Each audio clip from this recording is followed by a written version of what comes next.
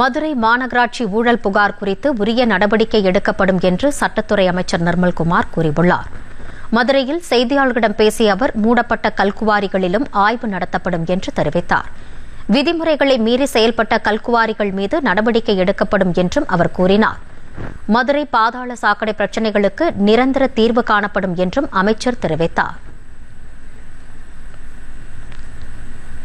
இதுவரை கடந்த 7-8 ஆண்டுகளாக இயங்கி வந்த குவாரிகள் எதெல்லாம் மூடப்பட்டிருக்கு, இல்லை இப்போ கரண்டா இருக்கிற குவாரிகள் அனைத்தையும் அசஸ் பண்ணி எதெல்லாம் விதிமுறைகள் மீறி செயல்பட்டு இருக்கோ அனைத்து மீது நடவடிக்கை எடுக்கும் வேலைகளை துவங்கியிருக்காங்க. ஸோ அசஸ்மெண்ட் வேலைகளை துவக்கப்பட்டிருக்கு. ஸோ அவங்களாம் முடிச்ச பிறகுதான் நம்ம ஒரு கன்க்ளூஷன் வர முடியும். அதற்கான வேலைகள் நடைபெற்று வருது.